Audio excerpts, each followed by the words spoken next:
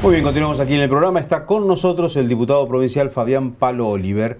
Diputado, buenas noches, bienvenido al programa. ¿Cómo estás, Darío? Muy bien. Pero muy bien, y además queriendo saber qué pasa con esto de lo que para algunos dicen que está resuelto, para usted no, o para vos no. Y básicamente tiene que ver un tema que ya tocamos, esto de qué pasó y cuál es el criterio del Tribunal Electoral.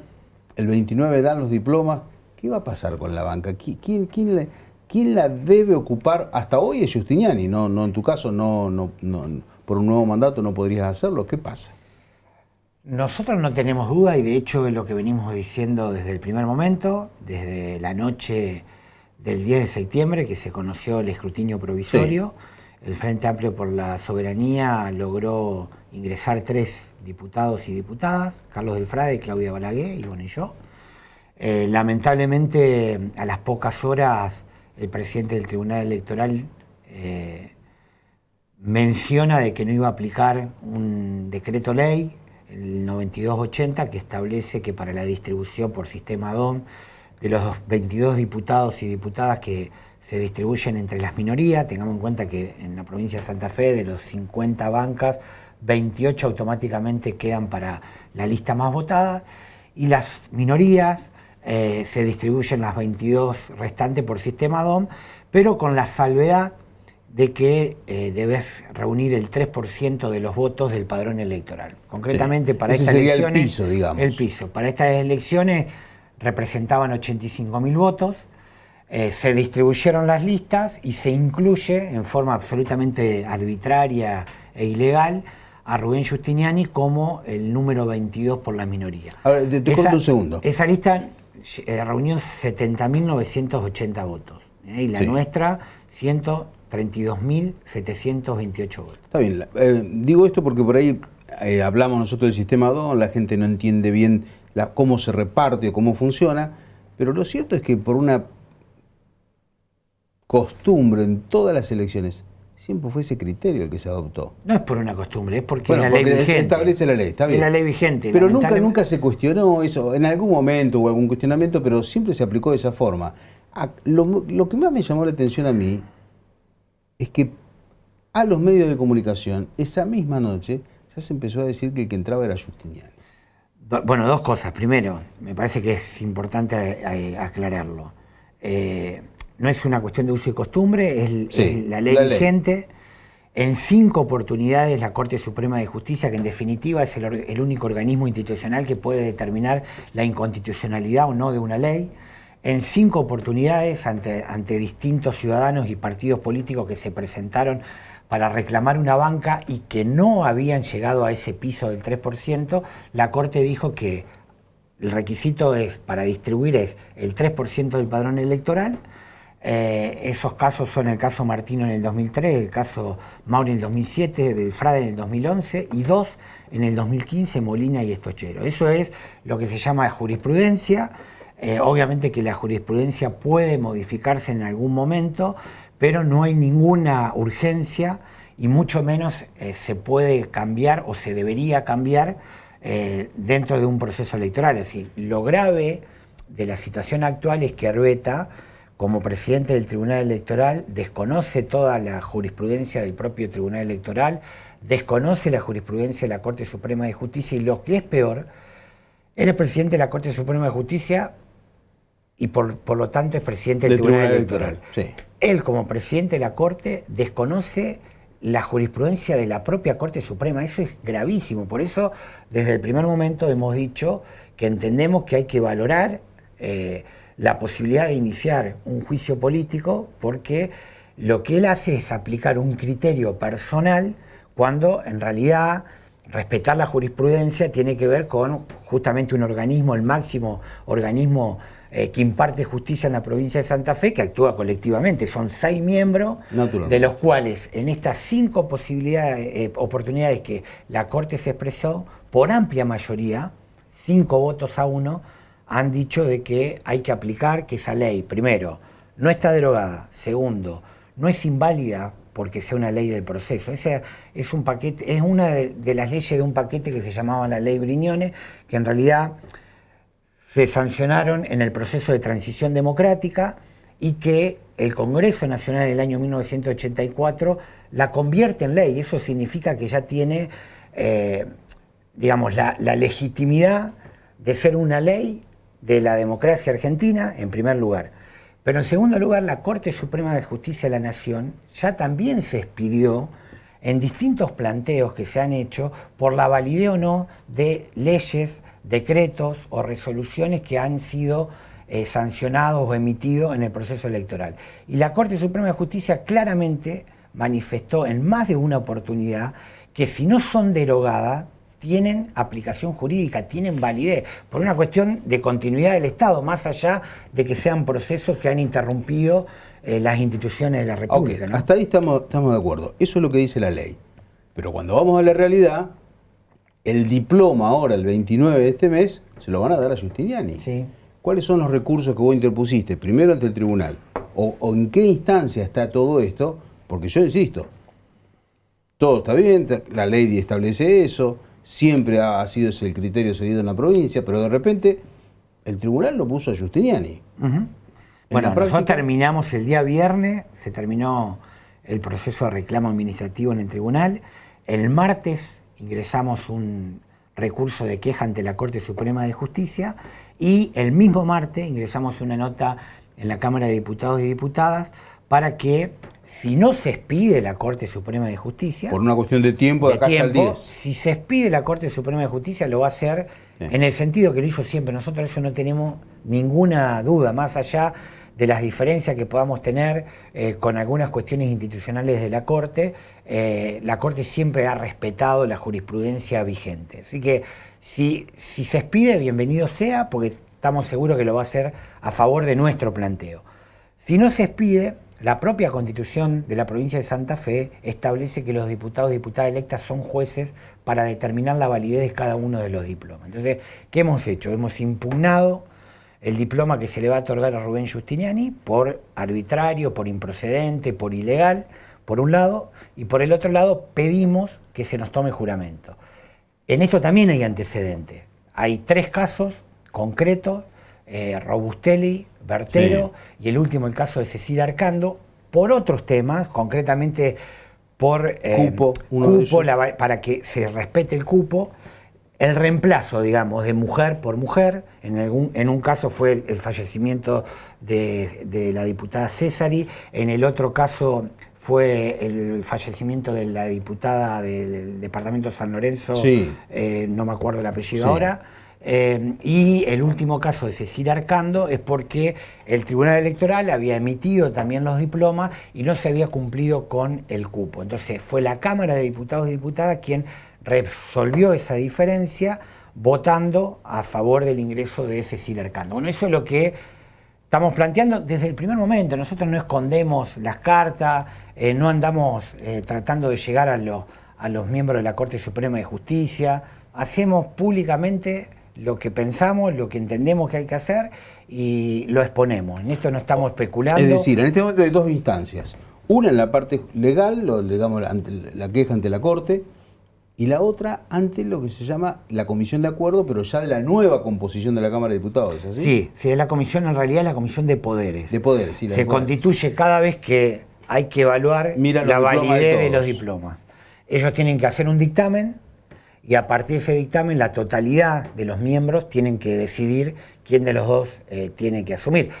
Y en este caso entendemos no solamente que nos asiste el derecho, que nos asiste la ley, sino bueno, los antecedentes también nos dan la razón. Así que en ese sentido lo que le estamos pidiendo a todos los diputados y diputadas que actúen en consecuencia en lo que debe ser una lectura jurídica. Nosotros no aceptamos que se diga que es una cuestión política. Bueno, ahí está el tema. Si en el medio de esto se pide, o si hay una cuestión política o jurídica de por medio. Vos lo que estás pidiendo es que cumplan la ley, nada más. Pero es lo que corresponde, ¿no? A cualquier institución de la República, y más si somos legisladores. Lo que pasa es que en los casos anteriores hubo una mirada política sobre algunos nombres. Yo tuve que actuar, por ejemplo, de los 3 casos con 2, y mi decisión fue legal, no fue política. Había fallecido una diputada mujer, tenía que entrar una diputada mujer, porque si no, vos no respetabais el porcentaje del 33%. Ahora ya es paridad. Sí. En el caso de Cecilia Arcando, lo mismo. Entonces, siempre me ajusté a lo que dice la ley. Uno puede tener una valoración política de cómo se debe proceder, en qué momento, todo lo que vos quieras, pero los diputados y diputadas tenemos que ajustarnos. Ahora, el absurdo existe, si no, no se explica cómo Herbeta cometió la arbitrariedad que cometió. Entonces, yo me pregunté en todo este tiempo... ¿Te puedo hacer una pregunta más sí. directa? ¿Vos estás peleado con Herbeta? ¿Lo criticaste? ¿Lo cuestionaste? No. Digo, por si hay una cuestión personal por medio, porque en serio que llamó la atención.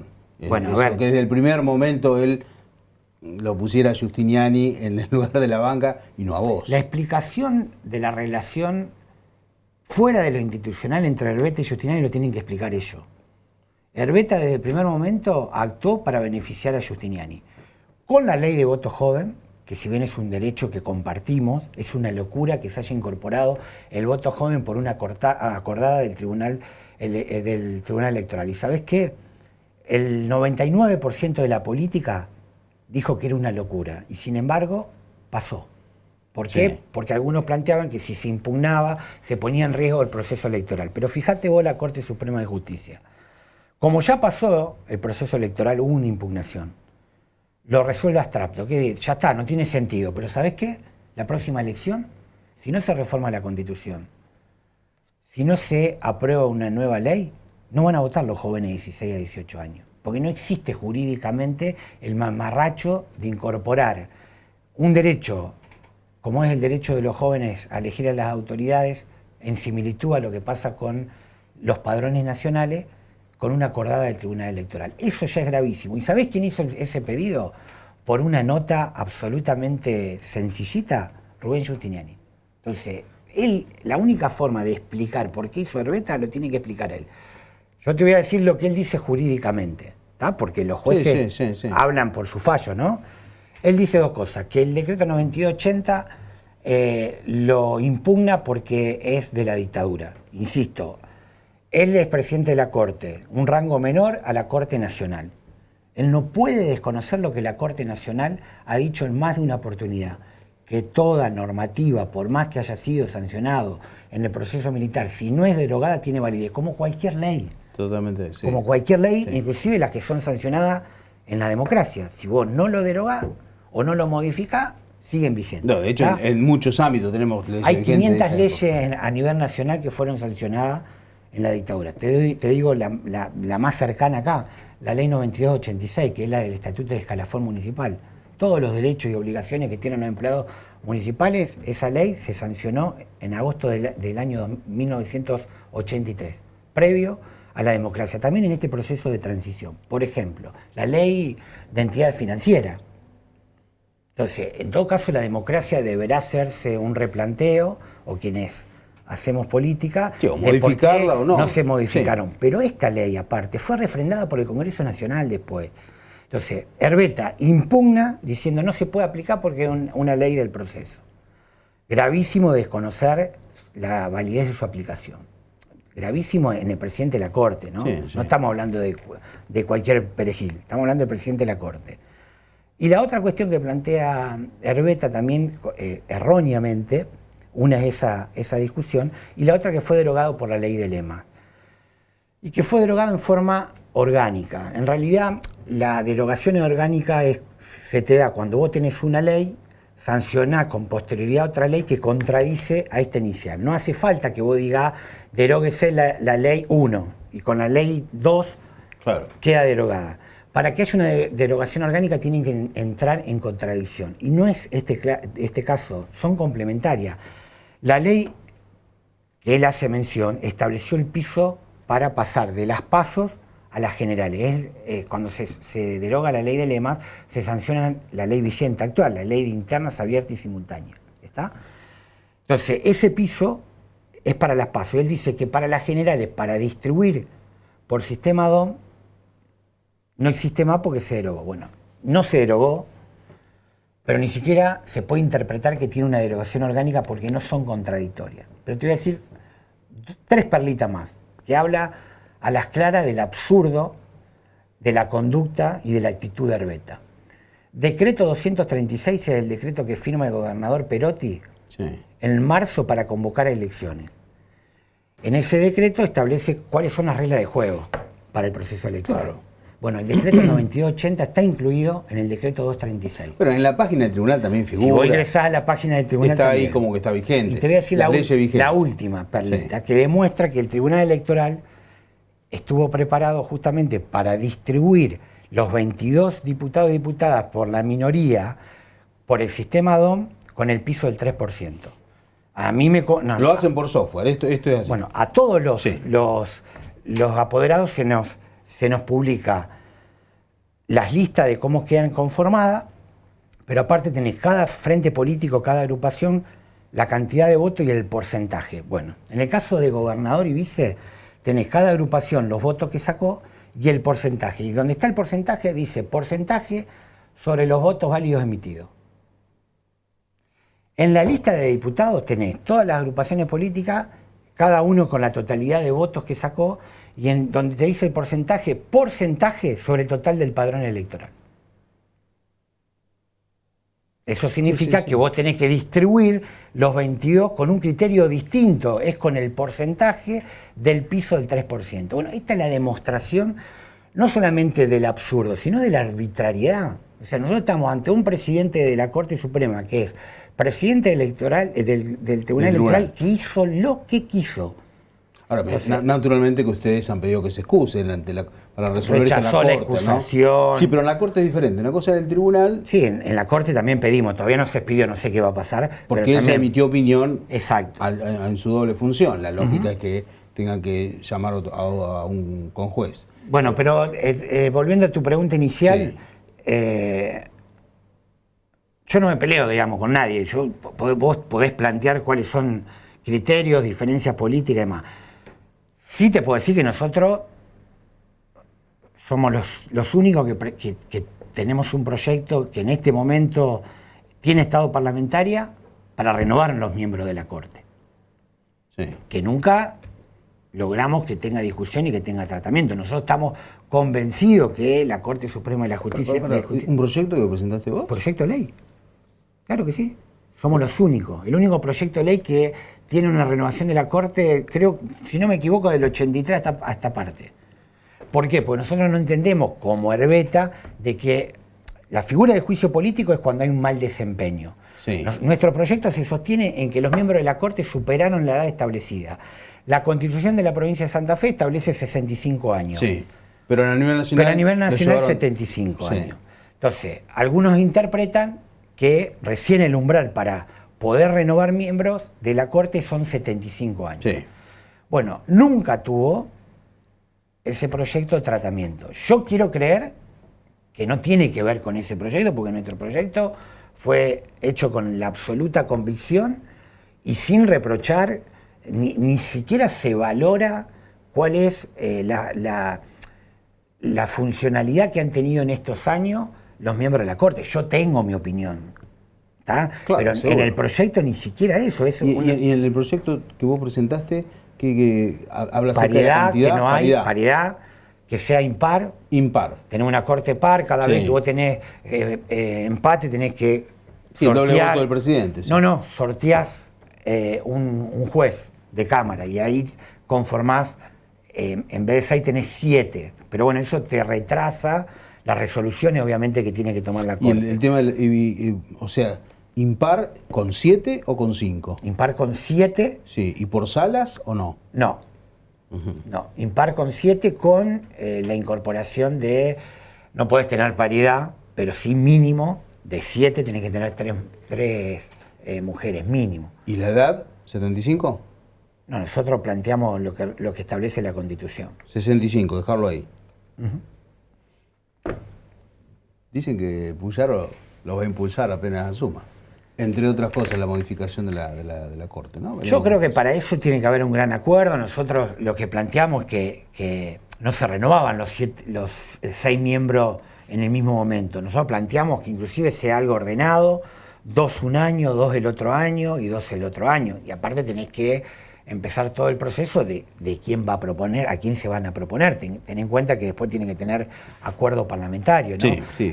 Pero creo que en eso sí es necesario hacerlo, y yo por lo menos entendía en ese momento que la forma de hacerlo era con ese proyecto, que sea ordenado, que no significa una lectura de que se está tirando a alguien por la ventana, sino que bueno, que también se cumplió ciclo, hasta ciclo que tiene que ver con la naturaleza del ser humano. O sea, hay cortesanos, como se le dicen, que tienen 81 años. La verdad que no entiendo yo que tengan el ejercicio, la dinámica y las actitudes que tiene que tener un miembro de la Corte Suprema de Justicia para resolver casos, independientemente después de lo que quieran resolver o no quieran resolver, de las correlaciones de fuerza, de los intereses, etcétera, etcétera. Pero la verdad que tenemos una Corte Suprema que en su composición tiene muchos años. Salvo un miembro, que es Cerveta. Sí, el más joven. Que tiene 66, los otros han superado los 75 años, sí, que es el umbral nacional, ¿no? Sí. Fabián, muchísimas gracias por tu tiempo. A vos, muchas gracias. Gracias a todos y la próxima semana nos reencontramos en este mismo horario por esta misma señal. Hasta entonces.